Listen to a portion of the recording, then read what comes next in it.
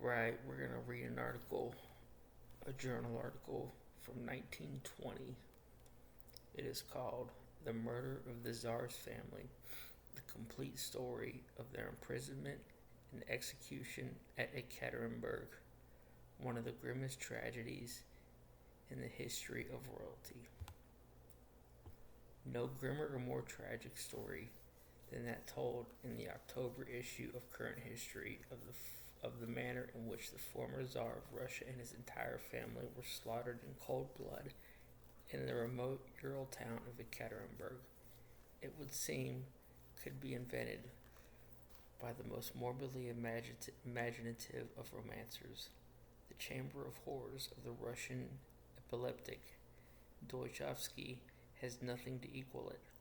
That somber and pathological genius, Leonid Andreev, whose short stories of Russian life even went beyond those of Dostoevsky in their obsession by the horror of Russian life in the depths of the Russian soul, would have reveled in such a theme had he lived to read the revelations only now being made of the way in which the Tsar, the Tsarina, their children, and their personal attendants met their death in a remote provincial town on the outskirts of Siberia. Even in the bare outline which was given in last month's issue of this magazine, the story is as horrible as any story by Andreev or Edgar Allan Poe. But the full story, recently published in all details in the London Times, masses in black shadows between the cold and the naked lines, deepens, touch by touch, the impression of brooding fate, the horror of men's souls. Those who read this story in full, even those who are hostile to the Tsar and his government during the Romanov regime, and have not yet been convinced that the ruthless executions by which the Tsar's reign was marked were permitted by the Tsar through weakness of character, not through inherent cruelty, cannot but feel compassion for the innocent children who were included in the ghastly murders of the house of Ipatiev. I don't know how you say that, but anyways, nor can they fail to be impressed by the unfailing courtesy, patience, and humility of the Tsar throughout the most cruel and degrading captivity which any deposed monarch ever had to face, by the Tsarina's love of her sick boy, by her unfailing devotion to the man to whose downfall, through her blind cult for the sinister priest Rasputin, she had herself so powerfully contributed. On the heads of this man and woman, the last representatives of Tsardom, rested the ultimate responsibility for the woes of modern Russia, for the violent end of many Russian idealists, but they went to their own deaths, like the aristocrats of the French Revolution. Nobles they were, and nobles they remained to the very end. The quiet courtesy of their demeanor, their unshakable dignity and fortitude of soul, contrast powerfully with the brutality, the cruelty, the unspeakable obscenity of their Bolshevist guards and executioners. Regarding the charges made in these articles that the whole plot was conceived and executed by Yankel Sverdlov, the head of the Central Executive Committee at Moscow, it is only fair to say that the evidence presented as yet is not conclusive. The official explanation of the Ekaterinburg Soviet, as well as that of the Soviet government, is that the city of Ekaterinburg was threatened with occupation by the Czechs, who actually entered the city 9 days after the execution, and that evidences had been gained of the existence of a monarchist plot to obtain possession of the prisoners. This explanation is accepted by Captain Francis Makulog in his fascinating psychological study of the Tsar's last days, which appeared in the September issue of the 19th century. Yurovsky, the Jewish shopkeeper and chief murderer, still lives in Ekaterinburg, shunned and feared by all.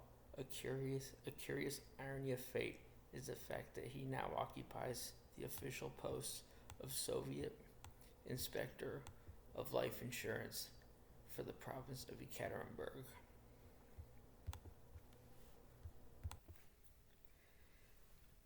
The Tsar accused of treachery. The story, as narrated by the author of the Times articles, opens before the revolution, when the many attacks made on the Tsarina spread their poison throughout Russia. Her blind support of Rasputin won her universal hatred, and anyone who lived in Russia during those final years knows how much this superstitious and hysterical cult did to undermine the power of the Romanovs. After the revolution, however, all the efforts of the Romanovs' active foes were concentrated on the deposed monarch. It was not enough that the Tsar had abdicated. He must lose all love, all honor, so that he should never have a successor. So the sinister rumor was spread throughout Russia that the Tsar and the Tsarina had been secretly negotiating with the Germans. The provisional government did not combat it. The War Office in Petrograd suppressed the Tsar's order of the day, in which the former Tsar bade the soldiers farewell, declared his loyalty to the cause of Russia, and begged them. I lost my spot. The provisional war Petrograd suppressed, in which the former Tsar bade the soldiers farewell, declared his loyalty to the cause of Russia, and begged them never to lay down their arms against Germany. It was due to this charge of treachery that the royal family, proclaimed prisoners of the state of Tsarskoye Selo, March 21st, 1917, were treated like dangerous criminals, locked in separate rooms, forbidden all sight of or communication with one another, and forced to undergo the vilest insults from their guards. So also is explained the desertion of most of their former friends. Though Kerensky, after a thorough investigation, had declared the Tsar the Tsarkist, literally means the Tsar is clean, equivalent here to innocent above reproach. The revolutionary press did not retract its accusations. The removal to Siberia. The Tsar and his family were kept for 5 months in captivity at Tsarskoye Selo. During this time they suffered many humiliations. The whole family were spied upon. The palace was broken into. Their trunks were looted. An officer accompanying Gudjikov, the Minister of War, on one of his visits, loudly declared that they had all sold out to the Germans. The ignorant soldiery expressed a Soviet attitude. They followed the Tsar when he went out to exercise. They shot the Tsarevich's pet goats and seized his toy rifle. They put on red badges and ignored the Tsar's salute. Officers of the guard went into the dining room at lunchtime to check off the prisoners. The Tsar always greeted them. On one occasion, an officer refused to take the Tsar's outstretched hand. Deeply hurt, the Tsar asked why. The officer put his hand behind his back. Quote, "I am of the people," he said. "When the people stretch their hands out to you, you do not meet them." The hardest thing in these words was the irrefutable truth. At the end of July 1917, the provisional government decided that the royal family must be removed from Tsarskoye. The Soviets of Petrograd and Kronstadt had already made efforts, lawful and unlawful, to gain possessions of the prisoners. Once an individual in uniform appeared, and on the strength of an order signed by Chechevs, demanded that the captives be transferred to the Petrograd fortress of SS. Peter and Paul. Colonel Kobylinski averted this danger only with the greatest difficulty. Kerensky, realizing the seriousness of the situation, decided to remove the Tsar and his family to Tobolsk, Siberia, chosen by him because of its remoteness. The Tsar was not informed of his destination on receiving the notice of departure. Permission was given the banished sovereigns to choose the persons whom they wished to accompany them into exile. The final party included Ilya Leonovich Tatychev, and Prince Vasily Alexandrovich Delaruki. Dr. Botkin, the young Countess Anastasia Vasilievna Gendrakovna, described as an angel of purity and grace. Mel Schneider, a former court lady who acted as the children's governess, and a routine of servants. The royal party was composed of the Tsar, the Tsarina, the three Grand Duchess, and the Tsarinovich Alexis. The 13th birthday of the young Alexis occurred just before departure. Prayers were offered. The girls and the boy were joyous at the prospect of a journey. The whole family went into the unknown, whose end was annihilation, filled with the bright hopes of the future. At midnight on August 13th, Kerensky came to the palace and addressed the soldiers charged with guarding the party. You have guarded the Tsar's family here. You will also have to guard them in the new place where they are going. By order of the Council of Ministers, remember, one does not hit a man who is down. Bear yourselves like men, not like cads, he said. Kerensky then entered the palace and was present at a short interview between the Tsar and his only brother, the Grand Duke Michael, who were destined never to meet again. The journey to Tobolsk. The prisoners were obliged to wait until 6 o'clock in the morning for a train to bear them away, as the railway men at the station at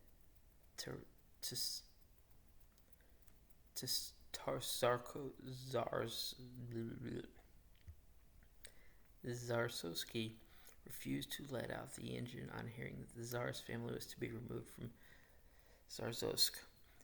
At last they were off, thinking they were going to the south. The Tsar was troubled on hearing of his actual destination. For some reason he feared a trap, and Siberia, as it proved, was fated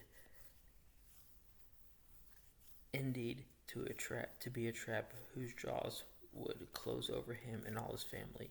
But neither the Tsar nor Kerensky knew this at the time.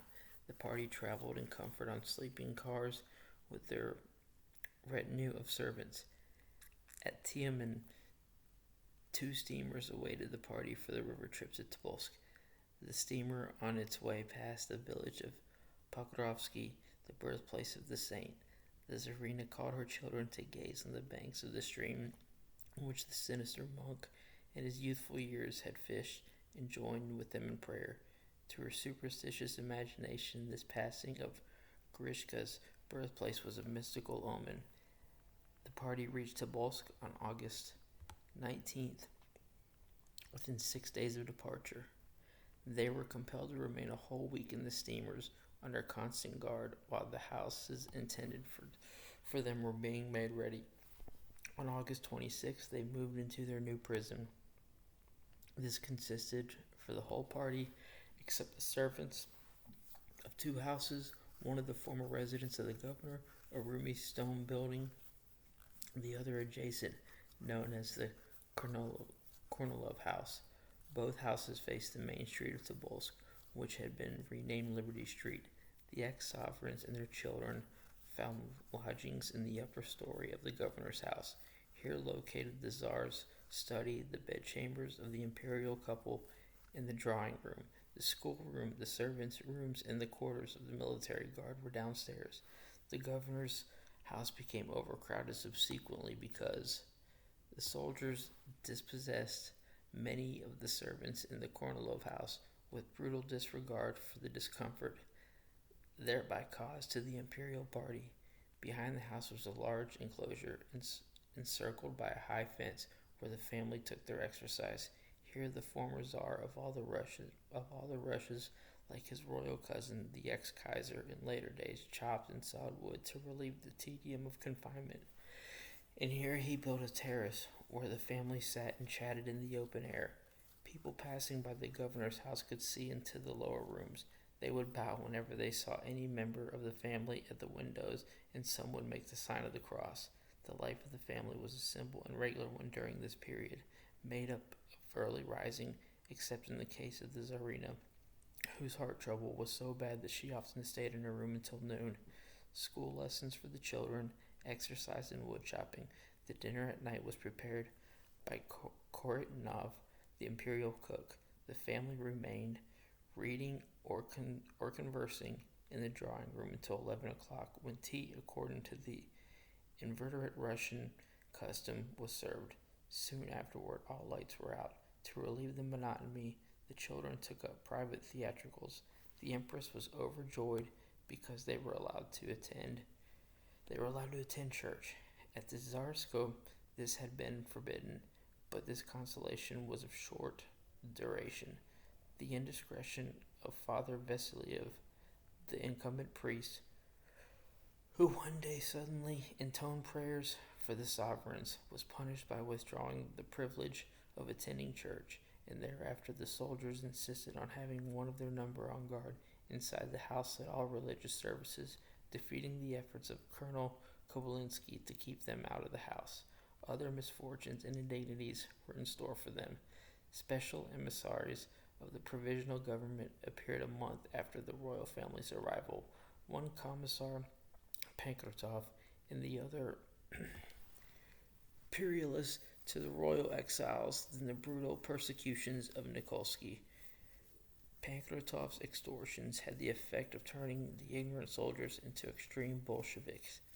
They lost all respect for their superiors and began to maltreat the prisoners. The stream of obscene insults that followed the young Grand Duchesses until the final tragedy now began. Indecent drawings and inscriptions were scrawled on the posts of their swing. The soldiers compelled the Tsar to cut off his colonel's shoulder straps, threatening violence when met with Kobylsky's protests. Hurt and humiliated, the captive Tsar complied. Thenceforth, the only bond with the Holy Russia was symbolized in his cross of St. George, which, according to his account, he wore upon his breast until his dying day. In addition to their other troubles, the royal prisoners began to suffer from lack of money. Kerensky had promised funds, but no money had been received up to November. The faithful Dolgoruki and Tatisevich spent all their own funds to maintain the household, then borrowed from kindly people in town on their personal notes. 2 months later, the Soviet government curtly sent word that it would furnish no money. It added that the prisoners would be allowed their houses free of charge and would receive soldiers' rations, but that if they wished any more, they would have to work to earn it. The situation had to be faced. 1/3 of the servants were at once dismissed, with a parting present from the depleted funds. From that time on, it required much pinching and contriving to keep the royal family from starvation. A new removal. At the end of March 1918, Alexei had a severe attack on his congenital hip illness. Both legs were paralyzed, and he lay ill and suffering for a month. At the end of that time, his condition was somewhat improved, but he could not be moved without danger. It was at this juncture that a mysterious emissary from the Moscow Central Executive Committee arrived. His name was Vasily Yakovlev. Yakovlev was a former Russian naval officer of noble blood who had been exiled for some political offense and had spent many years in Germany. He arrived on the evening of April 22nd with an escort of 150 horsemen and lodged into the Kornilov house. The order which he presented the next day to Colonel Kobylsky was from the TIK, the Central Executive Committee, and was signed by Sverdlov. It gave no idea of the nature of Yakovlev's mission, but commanded that he be given implicit obedience. Another order which Yakovlev showed the soldiers declared that any disobedience would be punished by death. At the same time, Yakovlev announced to them, evidently to keep them quiet, that their pay had been raised from 50 kopecks, the rate fixed by the Kerensky government, to 3 rubles a day. On the 23rd and 24th, Yakovlev went repeatedly to the governor's house, and on each occasion visited the room where the Tsarevich lay crippled, looked at him fixedly, and departed. On the night of the 24th, he went to the telegraph office with an expert operator from Moscow and had a long conversation over the wire with Sverdlov, the substance of which, as afterward revealed, was the boy's illness and the impossibility of removing him. Sverdlov ordered him to bring the Tsar to Moscow and to leave the boy behind. Yakovlev then went to Colonel Koblinsky and for the first time revealed the object of his visit. He announced that he would depart the next day with the Tsar, leaving the family behind. His haste was explained by the fact that the advent of spring would soon make the roads and rivers impassable. Yakovlev, knowing the domineering character of the Tsarina, insisted on seeing the Tsar alone. The interview was set for 2 o'clock on the following day. When Yakovlev entered, he was met by the Tsarina, who in a fury, with flashing eyes, demanded to know on what authority he sought to separate her from her husband. Yakovlev did not reply, but spoke directly to the Tsar, explaining the nature of his orders. The Tsar replied that he would not leave.